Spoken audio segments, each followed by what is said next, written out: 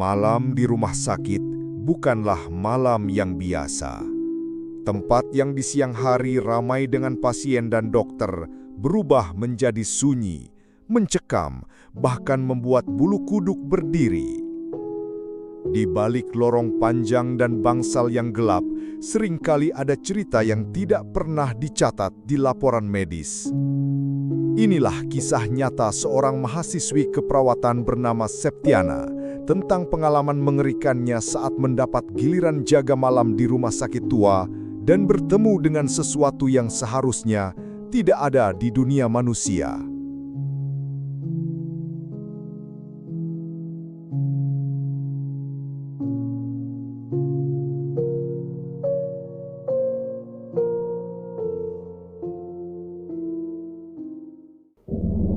Pernahkah kalian membayangkan bagaimana rasanya menjaga sebuah rumah sakit tua di tengah malam? Tempat yang seharusnya penuh dengan pasien, dokter, dan perawat berubah jadi begitu sepi. Hanya terdengar suara mesin monitor dan detak jarum jam dinding yang terasa lambat sekali jalannya. Begitulah malam pertama Septia. Septia, seorang mahasiswi keperawatan tingkat akhir, mendapat giliran praktek jaga malam di sebuah rumah sakit besar di Jawa Tengah. Rumah sakit ini punya sejarah panjang, dibangun sejak zaman Belanda dan katanya dulu pernah dipakai sebagai tempat penampungan korban perang. Meski sudah banyak direnovasi, beberapa bagian gedung masih dipertahankan. Lorong-lorong panjangnya, cat dinding yang mulai kusam, serta bau khas obat bercampur lembab membuat suasana terasa berbeda. Awalnya semua berjalan normal. Septia membantu perawat senior, mencatat administrasi, dan sesekali memeriksa pasien. Namun, menjelang tengah malam, suasana mulai berubah. Koridor terasa semakin sunyi. Lampu-lampu neon di langit-langit berkelip pelan, seakan ingin mati kapan saja. Perawat senior sempat berpesan sebelum turun ke lantai bawah. Jangan pernah mendekat ke lantai 3, terutama ke bangsa lama di ujung lorong. Kalau ada suara, abaikan saja. Septia sempat bingung, tapi hanya mengangguk. Namun rasa penasarannya mulai terusik. Sekitar pukul 12 malam, listrik rumah sakit tiba-tiba padam sesaat. Hanya tersisa cahaya darurat berwarna merah redup. Di saat itulah, Septia mendengar sesuatu. Tok, tok, tok. Seperti suara ketukan dari arah lorong atas. Suara itu pelan, tapi jelas.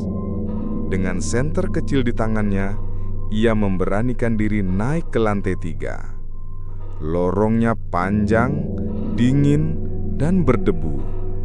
Di ujung lorong ada sebuah pintu besi besar. Catnya sudah berkelupas, rantainya berkarat. Tiba-tiba dari balik pintu itu terdengar suara lirih. "Suster, tolong saya tidak bisa keluar." Septia langsung terpaku. Suara itu jelas sekali. Suara seorang pasien. Tapi bukankah bangsal itu sudah ditutup lebih dari 10 tahun lalu? Suara itu membuat tubuh Septia kaku. Ia berdiri di depan pintu besi bangsal terlarang, tempat yang katanya sudah tak pernah dipakai lagi sejak tragedi bertahun-tahun lalu. Namun, bagaimana mungkin ada suara pasien dari dalam? Septia menempelkan telinganya ke pintu dingin berkarat itu. Hening sejenak sampai suara lirih itu kembali terdengar. "Suster, tolong saya, gelap di sini." Suara itu terdengar putus asa. Septia sempat berpikir, mungkin ada pasien tersesat atau orang iseng yang masuk tanpa izin. Dengan tangan gemetar, ia mencoba menggoyangkan gagang pintu, namun rantai besar di pintu itu mengunci rapat. Tidak mungkin ada orang di dalam, kecuali memang ada sesuatu yang lain. Angin dingin tiba-tiba berhembus dari bawah celah pintu, membuat bulu kuduknya meremang. Di saat bersamaan, lampu darurat di lorong berkelip-kelip, semakin redup. Seftia mundur perlahan.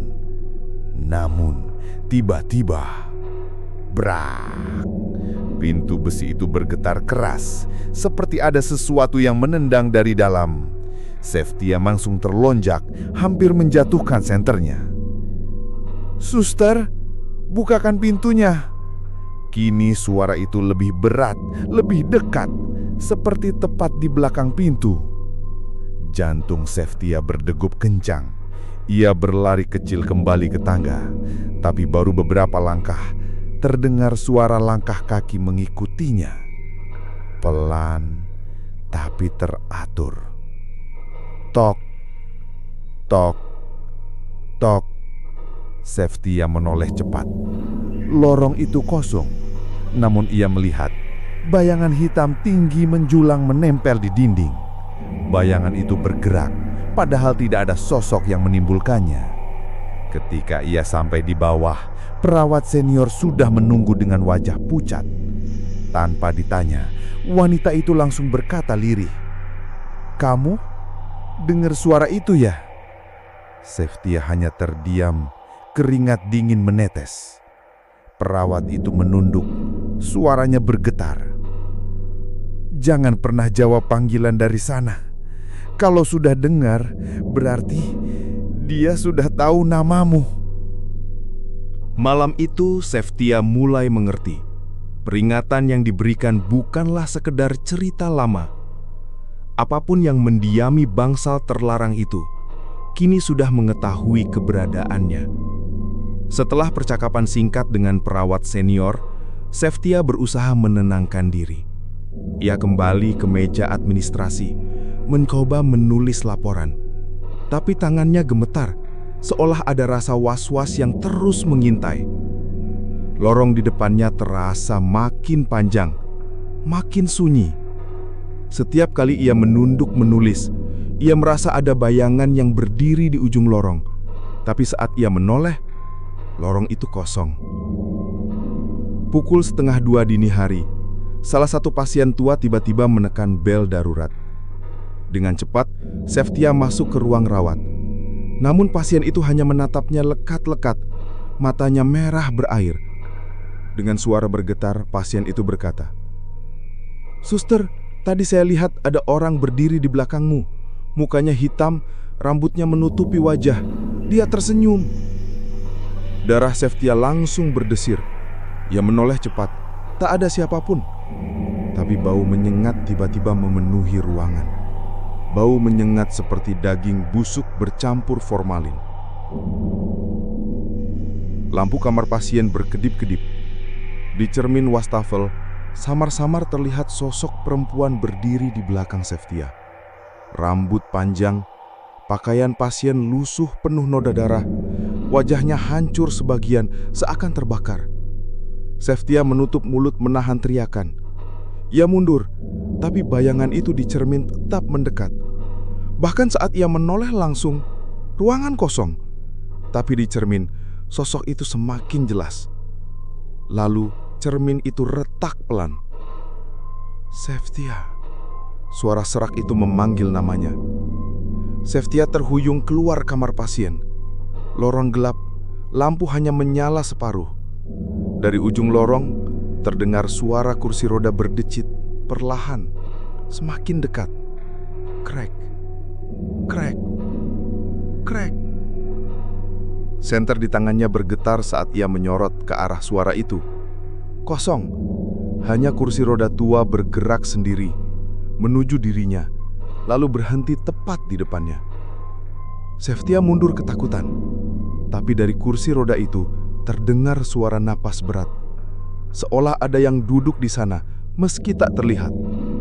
Dan tepat saat ia hendak lari, suara itu kembali terdengar, sangat jelas, dekat telinganya. "Aku sudah di sini." Jangan lari, Seftia.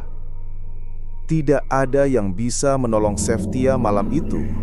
Ketika sosok itu sudah memanggil namanya, artinya ia sudah menjadi bagian dari permainan. Dan permainan itu hanya akan berakhir jika ada yang digantikan. Seftia berlari menyusuri lorong, napasnya terengah. Namun kemanapun ia berlari, seolah lorong itu tak berujung. Lampu-lampu mati satu persatu menyisakan kegelapan pekat.